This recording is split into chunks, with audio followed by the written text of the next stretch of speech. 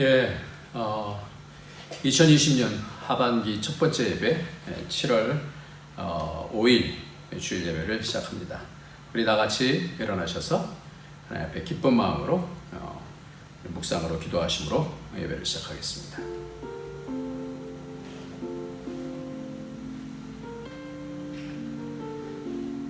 그러므로 너희 마음의 허리를 동이고 근신하여 예수 그리스도께서 나타나실 때에 너희에게 가져다 주실 은혜를 온전히 바랄지어다. 너희가 순종하는 자식처럼 전에 알지 못하던 때에 따르던 너희 사욕을 본받지 말고 오직 너희를 부르신 거룩한 이처럼 너희도 모든 행실에서 거룩한 자가 되라. 기록되었을 때 내가 거룩하니 너희도 거룩할지어다 하셨느니라. 외모로 보시지 않고 각 사람의 행위대로 심판하시는 이를 너희가 아버지라 부른즉 너희가 나그네로 있을 때를 두려움으로 지내라. 아멘. 존귀하신 우리 주님, 빚값 주고 우리를 사시고 영원한 나라로 인도해 가신 우리 주님, 오늘도 성령을 보내셔서 하나님 나라에 점점 가까이 들어갈 수 있는 그런 은혜의 복을 주시니 감사합니다.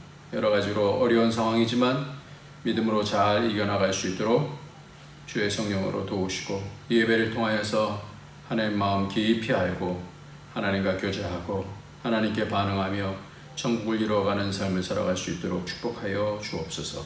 예수님의 이름으로 기도합니다. 아멘.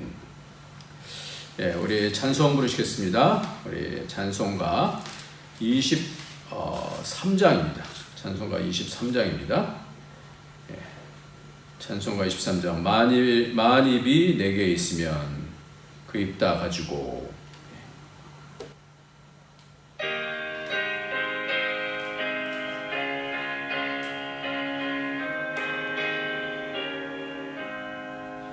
만입이 내게 있으면 그 입 다 가지고 내 구주 주시는 총을 늘 찬송하겠네. 내 은혜로신 하나님 날 도와주시고 그 크신 영광 널리 펴알게 하소서. 내 주의 귀한 이름이 날 위로하시고 이 귀의 음악 같으니 참 위압되도다. 내게 권세 깨뜨려 흑혈 바꾸시고 이 주한 마음을 비로소 고정케 하셨네.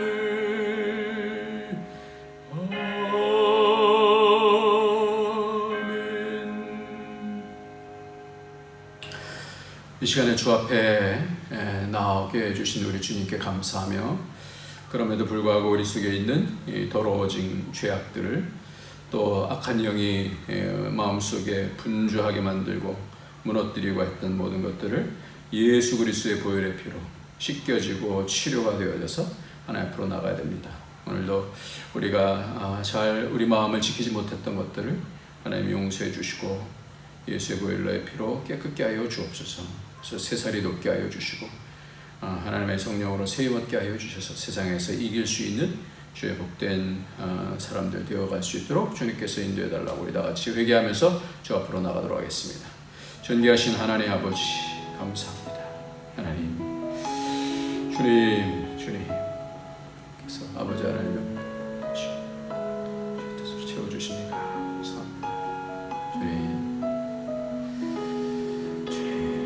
아버지 지키시고 성취 치료해주시고 죄악 가운데서 하나님 욕심들 주님 세상 욕심들 두렵다 아버지 예수님 살려주시고 주의 은혜로 살려주셔서 하나님 은혜 영광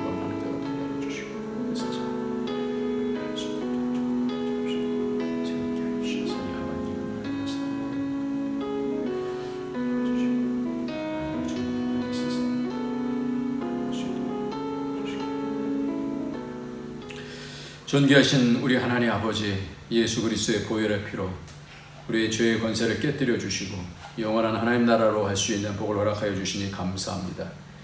아직 이 땅에서 이 땅의 영향을 받고 악한 영의 공격과 또 많은 상황 속에서 무너짐과 하나님 어그러짐 가운데 하나님 그렇게 다시 예수 그리스도의 보혈의 피로 하나님께서 치료하심을 알게 주 앞에 나왔사오니 치료하여 주시고 죄를 정결케 하여 주시고 회복케 하여 주셔서 하나님 오직 하나님만 붙잡고 예수 그리스도의 은혜 가운데서 하나님 다시 회복되어지고 하나님의 깊은 교제를 나갈 수 있도록 우리 죄를 용서하여 주옵소서.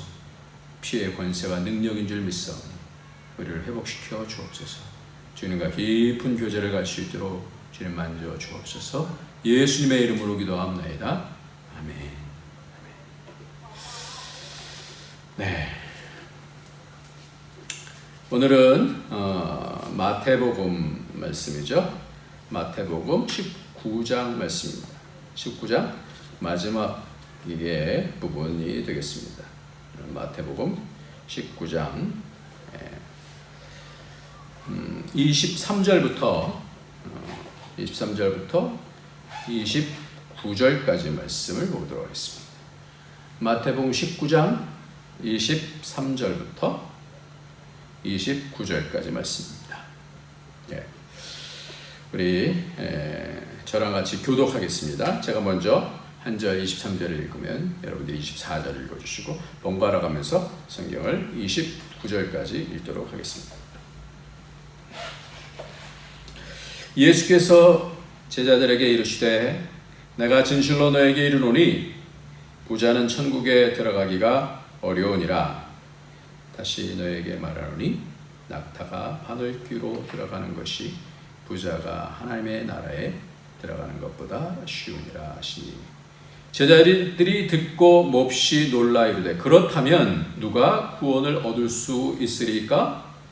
예수께서 그들을 보시며 이르시되 사람으로는 할 수 없으나 하나님으로서는 다 하실 수 있느니라. 이에 베드로가 대답하여 이르되 보소서 우리가 모든 것을 버리고 주를 따라 싸운데 그런즉 우리가 무엇을 얻으리까? 예수께서 이르시되 내가 진실로 너에게 이르노니 세상이 새롭게 되어 인자가 자기 영광의 보좌에 앉을 때에 나를 따르는 너희도 12보좌에 앉아 이스라엘 12지파를 심판하리라. 같이 읽습니다. 또 내 이름을 위하여 집이나 형제나 자매나 부모나 자식이나 전토를 벌인 자마다 여러 배를 받고 또 영생을 상속하리라. 아멘. 자, 아멘 합시다. 아멘. 하나님 말씀 읽는 자가 복이 있다. 이렇게 말씀해 주셨습니다. 예, 이 말씀은 여러분들이 이 바늘귀 부자가 하나님 나라에 들어가기가 바늘귀로 들어가는 것이 낙타가 바늘귀로 들어가는 것이 부자가 하나님 나라에 들어가는 것보다 쉽다. 이 말씀. 그래서 오늘 말씀의 제목은 부자와 바늘귀 천국 이렇게 그 핵심적인 단어를 가지고 제목을 잡아봤습니다. 바늘귀라고 하는 것이 우리가 생각하는 것처럼 바늘이 있으면 그 바늘귀가 됐죠. 예. 바늘귀가 아주 작죠. 근데 낙타가 바늘귀로 어떻게 들어가 있어요? 이건 불가능하다는 그런 어떠한 그 상징이고 여기서는 어렵다라고 하는 그런 말씀일 겁니다. 그런데 그 이스라엘에 가면 그 문이 있다고 그래요. 근데 그 문 이름이 바늘귀라고 하는 그런 작은 문이 있답니다. 그래서 낙타가 거기를 통과하려면 이게 낙타가 다리가 이렇게 있으면 다리를 접고 그리고 모든 짐들을 다 내려놓은 다음에 간신히 들어갈 수 있는 그런 문이 또 바늘귀라고 하는 그런 문이 있다고 그래요.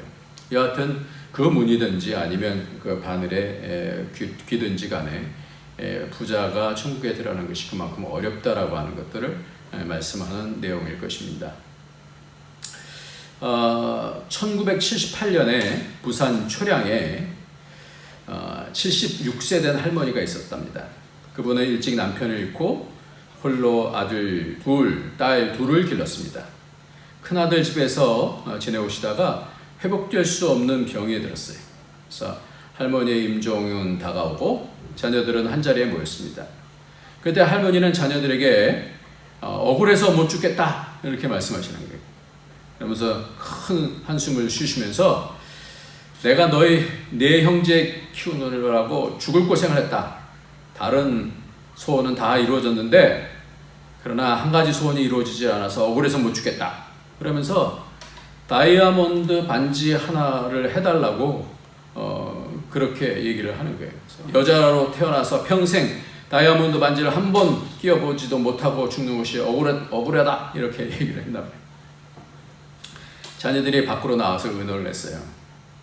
이 다이아몬드 반지를 이제 임종에 가까우신 분이 해달라고 그러니까 그 소원을 어떻게 들어줘야 되잖아요. 그래서 얼마짜리를 해드릴까 의논하다가 큰 며느리의 제안으로 얼마 전에 350만 원, 그러니까 1978년이니까 350만 원이면 꽤 뭐 좋은 그런 반지겠죠. 지금의 뭐 굉장히 그 다른 척도로 우리가 350만 원이면 대단한 지금 한 3,500만 원 정도 되지 않을까 싶은데, 하여튼 그러한 다이아몬드를 주고 산 이 이웃집 아주머니의 반지를 빌리기로 했어요. 뭐 임종하시면 이제 다시 받을 수 있으니까 빌려서 그렇게 했답니다. 그래서 큰 며느리는 이웃집 아주머니에게 사정을 이야기하고 며칠간만 빌려주세요 이렇게 얘기했어요. 그리고 할머니에게는 자녀들이 힘을 모아서 산 것처럼 그렇게 얘기했습니다. 할머니는 다이아몬드 반지를 보고 진짜인가를 물으면서 아주 기뻐했답니다. 그러더니 반지를 입에 딱 집어넣고 꿀꺽 반지를 삼켜버린 거예요. 그것을 본 자녀들이 깜짝 놀라갖고 이게 어쩔 줄을 모르는 가운데 이렇게 말씀해요. 이제 안심이다. 저승 갈 때 반지 끼고 가게 됐다 말하고는 숨을 거두셨대요. 자녀들이 난처하게 돼서 돌아가신 것은 돌아가신 것이고 반지 걱정이 제대로 울지도 못했답니다. 당시 350만 원은 큰 돈이었기 때문에 큰아들은 해부를 하자고 했고, 그러나 작은 딸은 엄마를 2번이나 죽이는 일을 반대했다고 합니다. 결국 형제들은 옥신각신하다가 화장을 하기로 했어요. 화장을 하면 이제 다이아몬드는 살릴 수 있으니까 그렇게 했나 봐요. 근데 다이아몬드를 찾기는 했는데 너무 반지가 손상이 돼서 형제들은 할 수 없이 350만 원을 모아서 변상을 했다고 합니다. 이 어머니 마음속에는 다이아몬드 반지가 늘 마음속에 놓치고 싶지 않은 그런 죽으면서까지라도 이런 마음에 차지한 것이 바로 이 다이아몬드 반지였었습니다. 이제 오늘 부자가 천국에 들어가는 것이 바늘길을 통하여 낙타가 그 바늘길로 들어가는 것보다 더 어렵다 이런 말씀이잖아요. 마음속에 상처가 있든지 마음속에 어떤 근심이 있든지 좌절이 있든지 원망이 있든지 또 세상적인 부가 있든지 하여튼 이것을 놓지를 못하기 때문에, 그렇기 때문에 천국의 생활을 못하는, 천국에 들어갈 수 없는 그런 모든 것들을 통틀어서 아마 이 부자라고 그렇게 얘기를 해도 이거 꼭 부자만 부자가 아니라 이걸 상징해서 뭔가 이게 걸려있는, 그래서 뭔가 이 세상에 묶여있는 그런 부분들을 부자라고 얘기를 해도 좋을 것 같습니다. 지난주에 이어서 내려놓는 것에 대한 부분을 오늘 또 같이 말씀을 나눠야 되겠습니다. 내려놓아야 되는 거예요. 내려놓지 않으면 천국이 안 되는 거예요. 요즘 금요 기도회 이 코로나로 인해서 더욱 참 뜨겁게 와서 정말 정성을 다해서 마음을 집중해서 금요 기도회에 이렇게 참석하면서 같이 기도하는데 참 한 사람 한 사람 이렇게 변화가 있는 것 같이 보여요. 그래서 얼굴에서 다 이렇게 표정이 이렇게 드러나거든요. 세상에 묶여 있기도 하지만 또 말씀을 통해서 그 부분을 내려놓기도 하고 자유하게 되어주고. 그래서 목사로서 가장 기쁜 거는 그런 부분이거든요. 말씀을 통해서 하나님 경험하고 그것을 삶 속에 적용시키면서 삶 속에서 실제로 하나님을 믿음으로 의지할 때 하나님께서 어떻게 인도해 주시고 마음에 먼저 변화가 생겨지는 이런 것들을 볼 때 얼마나 사랑스럽고 얼마나 마음이 감동이 되는지 모르겠어요. 그래서 얘기들을 하면 많은 그런 여러 가지 어려움들이 있는데도 불구하고 모든 것들을 하나님 앞에 기도로 내려놓고 말씀 앞에서 그것을 반응하고 이런 모습들이 참 보기가 좋습니다. 그 모든 것에 천국을 이루려면 기도도 마찬가지고 예배도 마찬가지고요. 우리의 사는 삶도 마찬가지고요. 내려놓는 것이 있어야 됩니다. 하나님 앞에 와서 자기 것을 탁 고집하고 딱 있으면 하나님께로부터 받을 수가 없는 거예요. 그러니까 기도도 내려놔야 돼요. 자기 자신의 어떠함들을 내려놓고 하나님께서 어떤 상황 속에서 하나님의 뜻 가운데 하나님의 인도하심으로 인도하여 주십시오. 다 내려놓는 거예요. 하나님께서 어떻게 처분해 주시든지. 그러니까 이 기도라는 게 참 그래서 이 복이다 이렇게 생각이 듭니다. 기도는 욕심을 구하는 것이 아닙니다. 요한복음 15장 7절 말씀을 보면 너희가 내 안에 거하고 내 말이 너희 안에 거하면 무엇이든지 원하는 대로 구하라 그리하면 이루리라 그러잖아요. 그러니까 기도라는 것은 하나님의 마음이 내 안에 들어오는 거예요. 하나님의 말씀이 내 안에 들어오는 거예요. 내가 주님 안에 거하는 거예요. 핵심이 통하는 거예요. 핵심이. 그러니까 기도는 핵심이 통하는 거예요. 그러니까 뭐예요? 핵심이 통한다는 것은 내 것 딱 갖고 움츠려 있는 것이 아니라 나를 활짝 열고 하나님의 말씀을 내 속에 받아들이고 내가 주님 안으로 순전하게 들어가고 이게 기도라는 거죠. 그러니까 기도든 예배도 마찬가지죠. 자기 딱 끼고 무슨 말씀 하나 보자 이래 갖고는 뭐 도저히 은혜를 받을 수가 없죠. 천국을 이룰 수가 없죠. 겸손하게 하나님께서 무슨 말씀을 내게 주실까. 요즘 맥체인 성경에 대한 부분을 필요한 사람들에게만 제가 이렇게 전달을 해드리고 있는데 원하시면 말씀해 주세요. 왜 이게 중요하냐면 큐티든지 이런 성경 통독이든지 마음속에 여러 가지 어려움들에 대한 부분들을 하나님께 물으면 하나님께서 답을 해주셔야 되잖아요.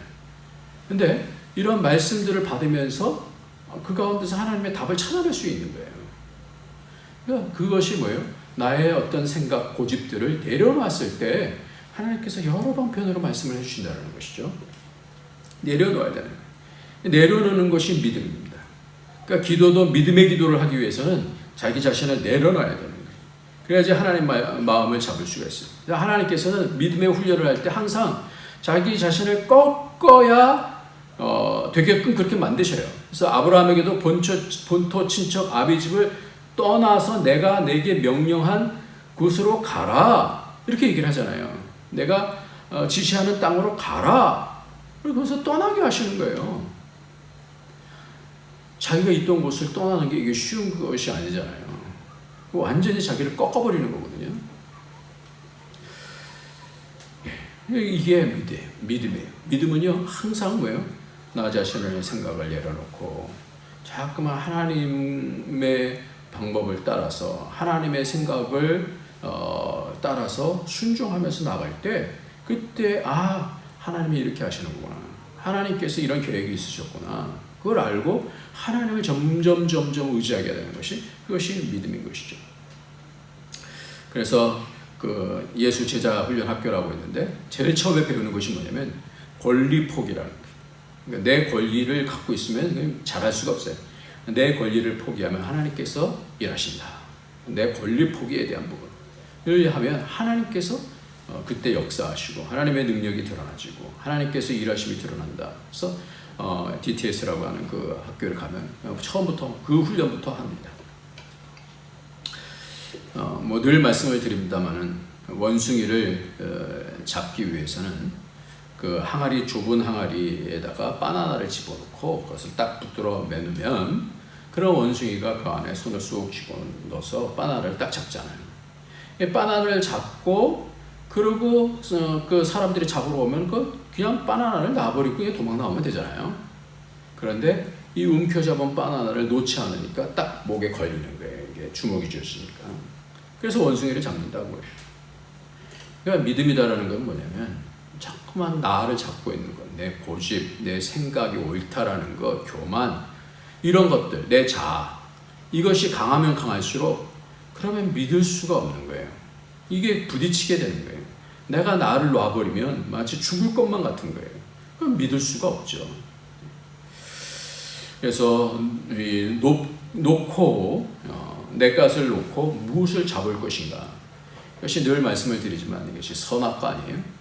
하나님을 잡고 나를 놓는 것, 악을 버리고 하나님의 선을 잡는 것.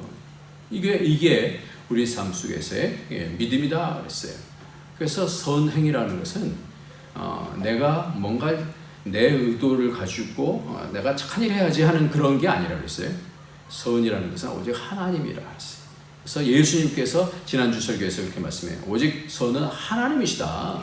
선한 분은 하나님밖에 없으시다. 그렇게 말씀해요. 이게 굉장히 중요한 부분을 가르쳐 주는 건데, 이 하나님을 붙잡고 하나님의 뜻을 붙잡고 나를 깨고 내가 왕창 충창 주자장창 깨지고 그리고 하나님을 붙잡는 것, 이것이 믿음이고 이것이 선한 싸움이고 이것이 선행이에요. 그러니까 이 개념만 딱 잡으면요 성경이 쫙 열려지게 돼 있어요.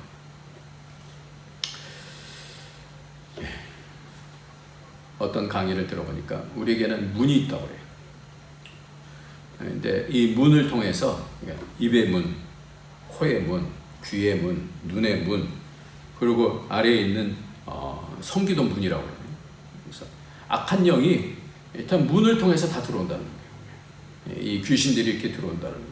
귀를 통해서 잘못된 정보들, 눈을 통해서 눈을 보는 것에 악한 것을 보면서 그리고 잔상이 남게 되어지고 이런 것들, 입을 통해서 말을 통해서 성경에도 그렇게 말씀하고 있잖아요. 근데 이것을 파수꾼을 지켜야 돼요. 그러니까 내가 무엇을 잡을 건가가 중요한 거예요.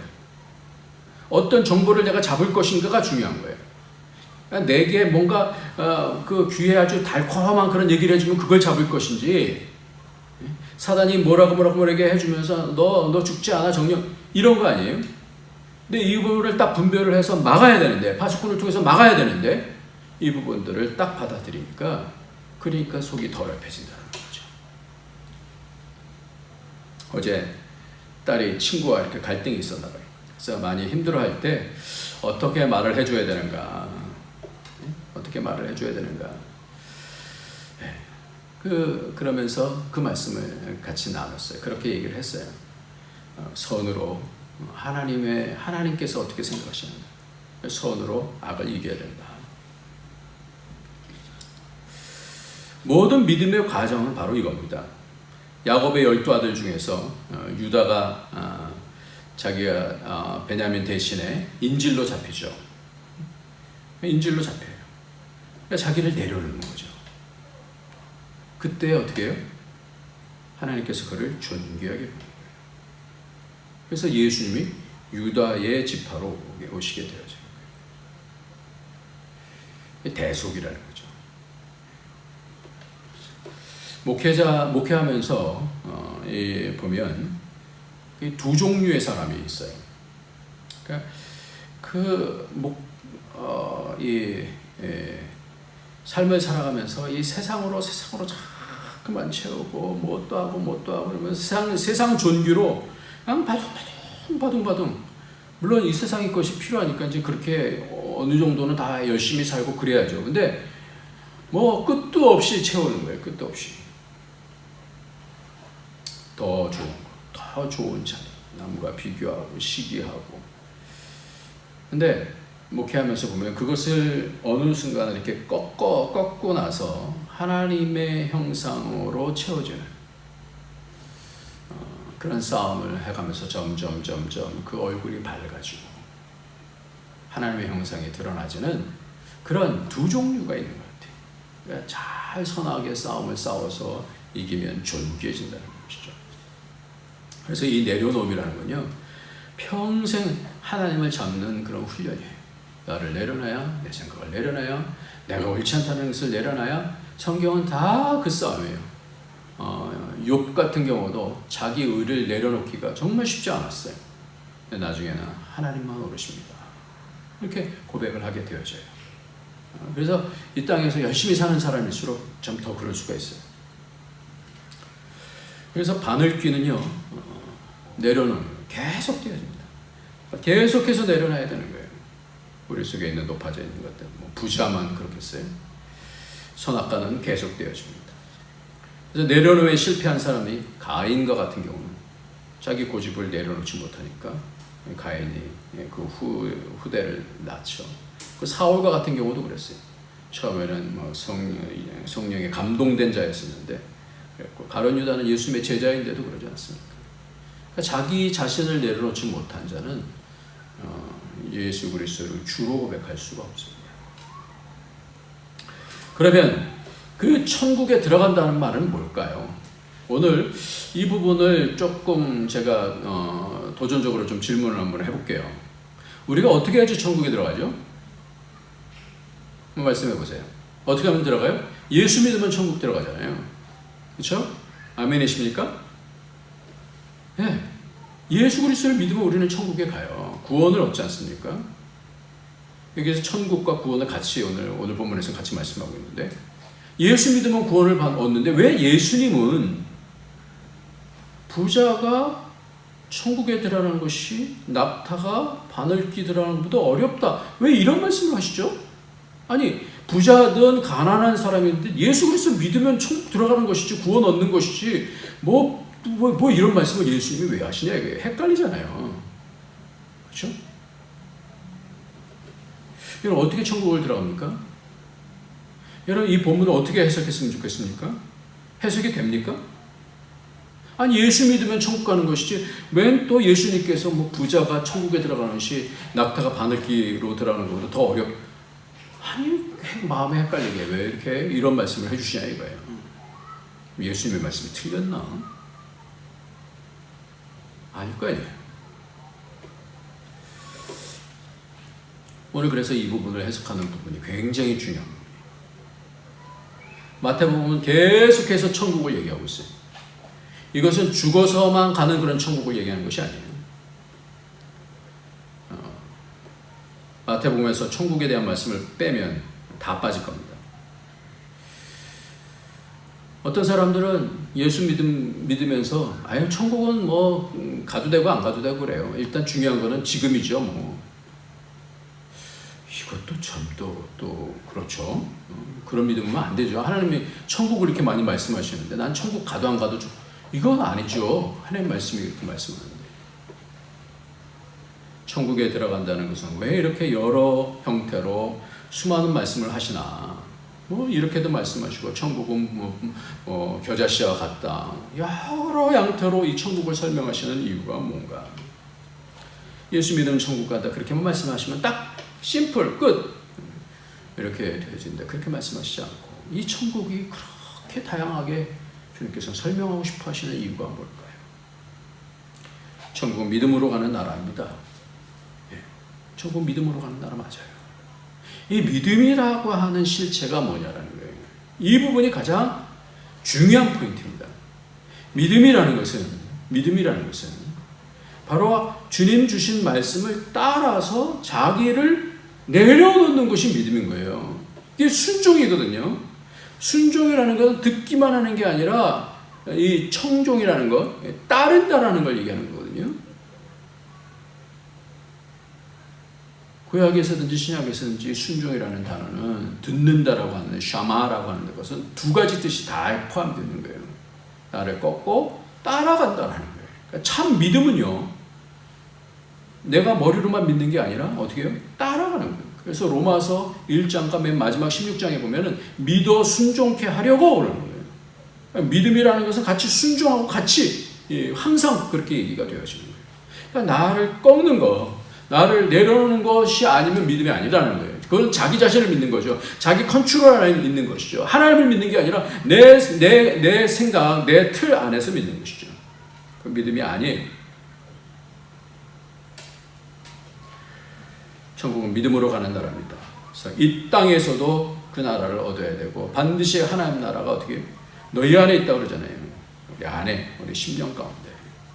그리고 영원한 나라를 또 준비하면서 우리가 차곡차곡 그 나라를 확장시키면서 나가는 것이지 않습니까? 그것의 가장 처음은 뭐냐? 나를 내려놓는 것이라는 거예요. 하나님 나라는 통치 개념입니다. 하나님의 주권을 얘기할 때는 하나님, 우리가 주권 얘기 많이 하는데 하나님 주권을 얘기할 때는 하나님이 왕으로 다스리는 걸 얘기하는 거예요. 그럼 백성이라면 반드시 뭐예요? 그의 통치 아래에 있다는 걸 얘기하는 거예요. 그건 순종이거든요. 믿음이라는 것은 순종입니다. 순종하지 않는 믿음은 뭐예요? 통치를 받기를 거절하는 거예요. 그 나라 백성이 아니다라는 거예요.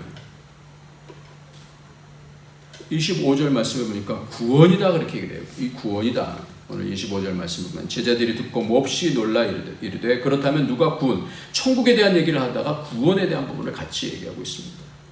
그러면서 그 다음에 하시는 말씀이 사람으로는 할 수 없으나 하나님으로서는 다 하실 수 있느니라. 뭘 붙잡게 하는 거예요? 이 모든 것들도 내 노력으로 간다는 게 아니에요. 행위라는 건 내 노력으로 간다는 게 아니에요. 우리의 행위는 뭘 얘기하는 거예요? 하나님 붙잡는 거예요. 믿음을 얘기하는 거예요. 이것이 선행이고 이게 믿음이에요. 하나님 붙잡는 거예요. 이게. 이걸 알면 성경이 쫙 열려지게 되어 있습니다. 하나님은 사람은 할 수 없을 때 하나님은 다 하실 수 있다. 다 하실 수 있다. 이게 뭐냐? 예수님께서도 이 말씀을 하셨어요. 예수님께서 십자가 달리시면서 뭐예요? 할 수만 있거든 그렇게 말씀하셨잖아요. 이 말씀하고 똑같은 말씀이에요. 하나님은 하신다 그러는 거예요. 하나님은 다 하신다라고 하는 이 하실 수 있다라고 하는 그것이 할 수만 있거든이라는 동일한 단어예요. 하나님이 하시는 것 앞에서 할 수만 있거든 하면서 내 뜻대로 마옵시고 아버지 뜻대로 되어지기를 원하나이다. 이게 뭐예요? 이게 순종하겠다는 거 아니에요.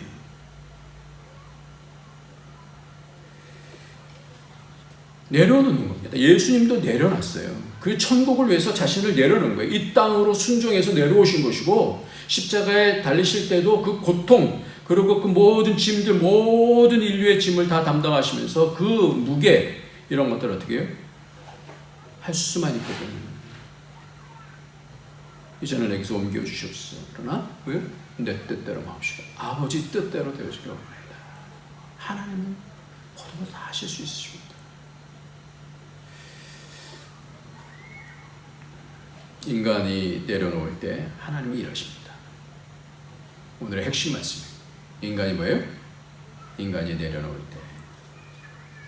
그러니까 무릎 꿇고 기도하는 것 이게 없으면 그 믿음의 삶을 살아갈 수가 없어요. 그러니까 내려놓을 때, 기도할 때 하나님이 일하십니다. 이 코로나가 우리에게 자꾸만 우리를 내려놓고 하나님을 잡을 수 있는 어떤 기회를 주시는 것 같아요. 오히려 실전을 경험케 하시는 것 같습니다. 그리고 오늘 말씀 가운데서 이렇게 내려놓고 하나님께 주도권을 맡기면 하나님께서 우리에게 복을 주시고 영생을 주신다라고 하는 말씀이 바로 오늘 말씀이에요. 그래서 한번 27절, 28절 말씀을 같이 읽겠습니다. 이에 베드로가 대답하여 이르되 보소서 우리가 모든 것을 버리고 주를 따라 싸운데 그런즉 우리가 무엇을 얻으리까? 예수께서 이르시되 내가 진실로 너희에게 이르노니 세상이 새롭게 되어 인자가 자기 영광의 보좌에 앉았을 때 나를 따르는 너희도 12 보좌에 앉아 이스라엘 12지파를 심판하리라. 그리고 또 말씀해요. 또 복을 주셔요. 무엇을 얻으리까?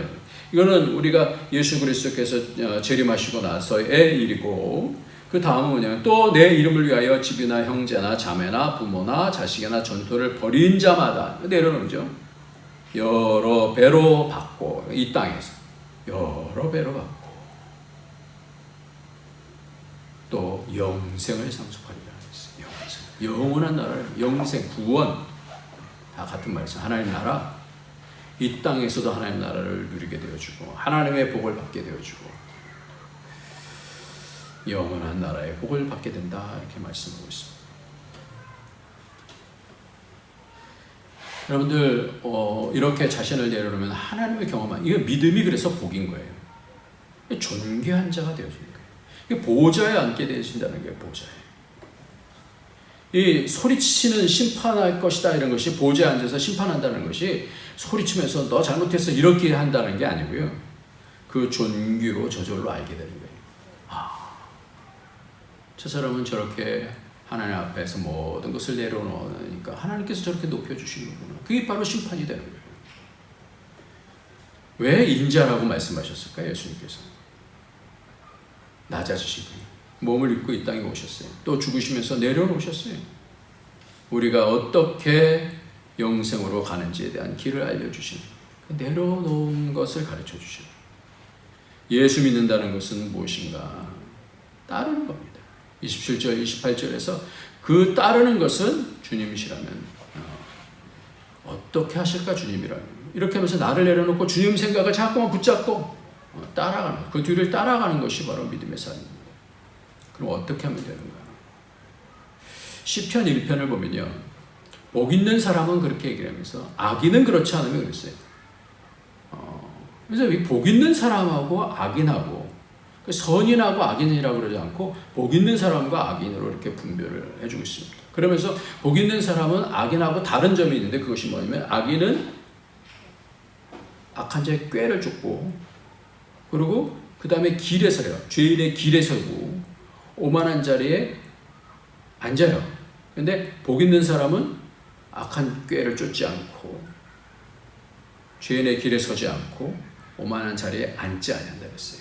과정을 얘기하고 있어요. 과정. 자리에 앉는다는 건 뭐예요? 보호자거든요. 내 스스로 교만해지는 것이 아니라 복 있는 사람은 반대로 하나님의 뜻을 따르고 죄인의 길이 아닌 의인의 길에 서고, 그리고 교만한 것이 아니라 선한 자리에 앉아있으면 하나님께서 높여주신다는 것이죠. 여호와께서는 인정하시나 악인은 겨와 같다 이렇게 말씀합니다. 날라다니는 겨와 같은 거예요. 하나님이 인정하시면 되는 거예요. 왜 의인이라고 하지 아니고 복 있는 사람이라고 했을까? 왜 선인이라고 그러지 않고? 왜 하나님만 선이시기 때문에? 사망의 음침한 골짜기를 다닐지라도 해를 두려워하지 않을 것은 그러한 존귀가 있어요. 믿고 난 사람은 영광과 존귀와 칭찬이 있다 그랬어요. 연단받은 사람들은 담대해지게 되어지고 그 얼굴 가운데 빛이 나게 되어지고, 존귀는 하루아침에 이루어지지 않습니다. 이 계속해서 자기를 내려놓고 하나님의 은혜를 채받았을 때, 믿음은 존귀로 가는 길이에요. 딸이 친구 관계에서 복수하지 않고 하나님을 붙잡고 이기면 그때 존귀가 쌓인다 이렇게 얘기를 해줬어요.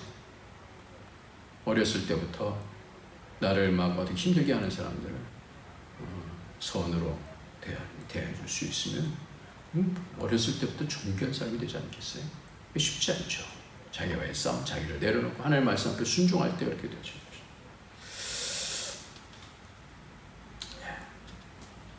말씀을 마무리하겠습니다.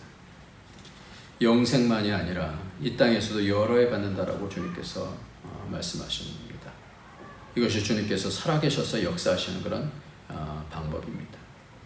주님의 이름을 위해서 나는 무슨 일을 하나, 내 일 말고 주님의 일을 위해서 무슨 일을 해야 하나, 무슨 일. 그런 사람들에게 복을 주시려고 했습니다. 오늘 이 부분을 우리가 여러 상황, 삶을 살아가면서 주를 위해서 내가 무엇을 할까? 이 영광이잖아요. 자녀들을 엄청나게 복받게 되어지고요. 주를 위해서 할 때, 이 땅의 삶을 살 때 나를 내려놓고 주의 나라를 위해서 헌신하는 사람들을 복받아요. 영생을 주시고 보호자에 함께 주신다 그렇게 말씀하고 있잖아요. 여러 배로 받는다 그랬어요. 그것이 자신이든 자녀든 반드시 그 약속을 하나님께서 이루어 주실 줄 믿습니다.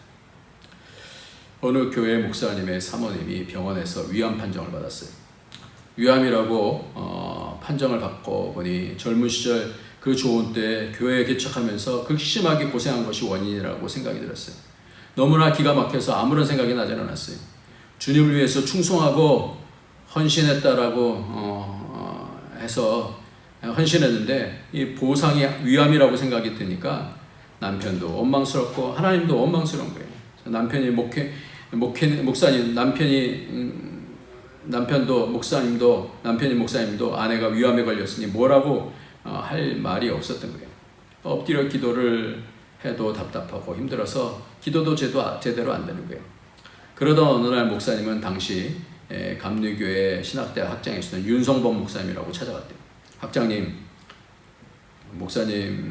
학장님이 목사님 안색이 좋지 않네요. 어디 무슨 일이 있어요? 라고 이렇게 물어봤대요. 그래가 목사님은 자기 아내가 위암에 걸렸고 이로 인해서 힘든 이야기를 쭉 늘어놓았답니다. 그러니까 학장이 이런 제안을 하더라는 거예요. 예쁜 노트를 한 권 사다가 아내에게 주세요. 그리고 그 노트에 감사할 일만 생각나는 대로 적어보라고 그렇게 얘기를 했대요.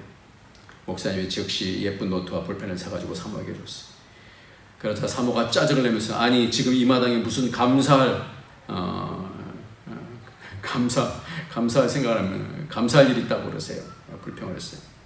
그러다 목사님 방에 나간 뒤에 이런저런 생각하다가 감사 노트에 감사한 일을 생각하면서 한 줄, 두 줄 써내려가기 시작했답니다. 아주 사소한 일, 평범한 일, 감사한 사람들을 생각하면서 감사 노트를 쓰기 시작했어요.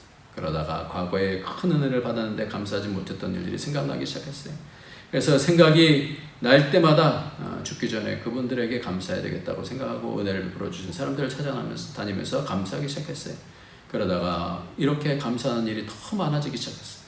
그런데 이상하게도 통증은 점점 사라지고 다리에 힘이 생기기 시작했다는 거예요. 병원에 가보니 의사가 깜짝 놀라며 암세포가 사라졌다고, 건강해졌다고, 이것은 기적이라고 그렇게 얘기를 했다는 거예요. 우리 속에 상처든 원망이든 불만이든 아니면 것이든 욕심이든 이런 것들을 내려놓고 하나님께서 우리에게 베풀어 주시는 은혜를 생각하고 감사하고 이기는 거죠. 천국이 되는 거죠. 헬런 켈러가 어느 날 숲속을 다녀온 친구에게 무엇을 보았냐고 물어봤대요. 그 친구는 별반 특별한 것이 없다라고 이렇게 얘기를 했답니다. 헬런 켈러는 두 눈 뜨고도 두 귀 열고도 별로 특별히 본 것도 들은 것도 없고 할 말조차 없다라고 하는 것이 이해할 수가 없었답니다. 그래서 비록 보지도 못하고 듣지도 말하지도 못했던 헬런 켈러였지만 그녀는 스스로 만약에 자신이 단 사흘만이라도 볼 수 있다면 어떤 것을 보고 느낄지 미리 계획을 세웠답니다. 그리고 이것을 내가 사흘 동안 볼 수 있다면 3 days to see라는 제목으로 애틀랜틱 먼슬리 1933년 1월호에 발표를 했답니다. 그래서 이렇게 적었어요. 첫째 날, 눈을 뜨는 첫 순간 나는 친절과 겸손과 우정으로 내 삶을 가치 있게 해준 설리반 선생님을 찾아가 이제껏 손끝으로 만져서만 알던 그녀의 얼굴을 몇 시간이고 물끄러미 바라보면서 그 모습을 내 마음에 깊이 간직해 두겠습니다. 그러고 밖으로 나가서 바람에 나풀거리는 아름다운 나뭇잎과 들꽃들 그리고 석양에 빛나는 노을을 보고 싶습니다. 둘째 날, 먼동이 트며 밤이 낮으로 바뀌는 웅장한 기적을 보고 나서 서둘러 메트로폴리탄에 있는 박물관을 찾아가 하루 종일 인간의 궤적을 눈으로 확인해 볼 것입니다. 그리고 저녁에는 보석 같은 밤하늘의 별들을 바라보며 하루를 마무리하겠습니다. 마지막 셋째 날에는 사람들이 일하며 살아가는 모습을 보기 위해 아침 일찍 큰 길에 나가 출근하는 사람들의 얼굴 표정을 볼 것입니다. 그러고 나서 오페라 하우스와 영화관에 가 공연들을 보고 싶습니다. 그리고 어느덧 저녁이 되면 네온산이 반짝거리는 쇼윈도에 진열되어 있는 아름다운 물건을 보면서 집에 돌아와 나를 이 사흘 동안만이라도 볼 수 있게 해주신 하나님께 감사의 기도를 드리고 다시 영원히 암흑세계로 돌아가겠습니다. 헬런 켈러의 글은 당시 경제 대공황이었으니까 경제 대공황의 후유증에 허덕이던 미국인들을 잔잔한 위로를 줬다 그래요. 우리는 무심코 마주하는 그런 이 세계가 날마다 기적 같은 것을 심을 일깨워줬기 때문에 라고 그러면서 리더스 다이제스트는 이 글을 20세기 최고 수필로 이렇게 뽑았다라고 그래요. 말씀을 정리합시다. 오늘 말씀은 우리의 삶의 과정을 얘기하고 있어요. 얼마만큼 하나님 앞에 내려놓고 하나님을 붙잡고 성리신 하나님을 붙잡고 하나님께서 내가 멈출 때 내가 하나님을 붙잡을 때 나를 내려놓을 때 하나님께서 일하신다는 걸 가르쳐주고 있어요. 바늘귀는 우리의 짐일 수 있어요. 하늘길로 들어가기 위해서 우리의 짐도 내려놔야 되는 거예요. 낙타가 짐을 내려놔야 간신히 들어갈 수 있어요. 걱정도 스트레스도 부귀도 교만도 직위도 권세도 하나님 앞에서 다 내려놔요. 그때 천국은 목이 뻣뻣한 자에게는 천국이 올 수 없습니다. 이것이 첫 번째 믿음의 행위입니다. 내려놓으면 하나님께서 일하십니다. 이것이 하나님을 신뢰하는 두 번째 믿음입니다. 세 번째는 뭐냐? 그렇게 될 때 우리 인생이 어떻게 전교역이 되죠. 이 땅에서 천국이 확장이 되고 심령 속에 천국이 확장되고 관계 속에서 천국이 확장이 되어지고 영광스러워지게 됩니다. 그리고 보좌에 앉게 될 것입니다. 영원한 나라를 상속받게 됩니다.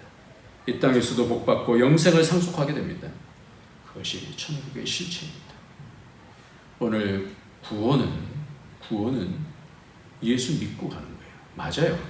예수 믿고 가요. 근데 이 믿음이라는 것이 뭐냐? 믿음이라는 것은 나를 내려놓고 주님의 말씀을 붙잡고 주님의 말씀을 따라가는 것이 그것이 믿음이에요. 그것이 인격적인 믿음이다. 이렇게 말씀합니다. 저 여러분이 그런 놀라운 나 자신을 끝까지 붙잡고 원망하고 사는 그런 것들을 다 내어버리고 여러 어려운 가운데서 하나님 살아계시다는 것을 믿고 하나님은 선하시다는 것을 믿고 오늘도 나의 생각을 내려놓고 하나님 붙잡고 소망하고 하나님 사랑하고 하나님 섬기면서 믿음으로 승리해 나가는 저와 여러분이 되어지길 예수 그리스도의 이름으로 축원합니다. 아멘. 하나님 아버지, 오늘도 우리에게 이 땅에서 어떻게 천국을 이루는지 가르쳐 주셨사오니 말씀대로 내려놔야 짐을 내려놔야 원망과 시기와 불안과 부요함과 권력과 모든 것들 다 내려놔야 하늘길로 들어갈 수 있는데 하나님 아버지, 그것이 바로 나를 내려놓고 하나님 붙잡은 사람으로는 할 수 없을 때 하나님은 다 하신다. 하나님께서 이루실 것을 바라보며 전교하게 되는 그런 우리 인생 과정이 될 수 있도록 축복하여 주옵소서. 예수님의 이름으로 기도합나이다. 아멘. 이 시간에 우리 찬송 부르시겠습니다. 우리 찬송은 380장입니다. 찬송가 380장입니다. 찬송가 380장. 나의 생명 되신 주님 앞에 나아갑니다. 주의 흘린 보혈로 정케하사 받아주소서. 날마다 주를 찬송하겠네. 주의 사랑의 줄로 나를 굳게 잡아 매소서. 하나님께 예물 드리시겠습니다.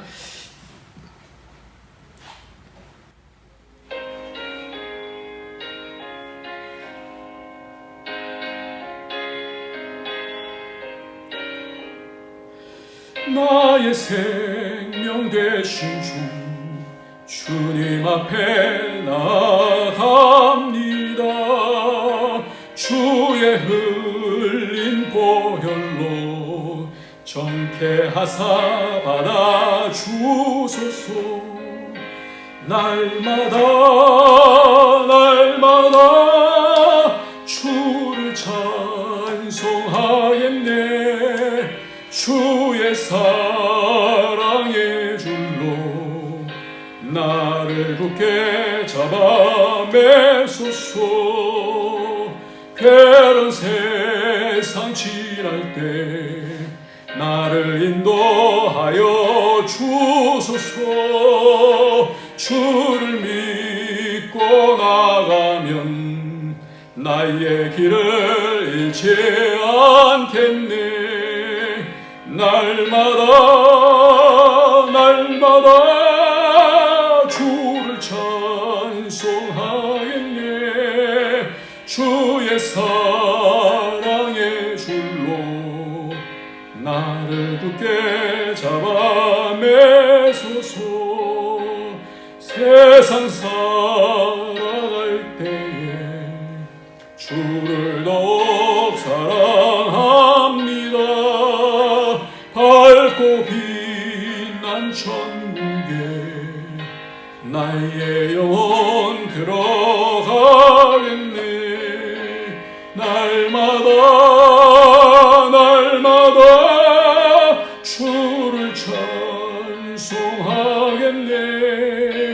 주의 사랑의 줄로 나를 굳게 잡아 매소서.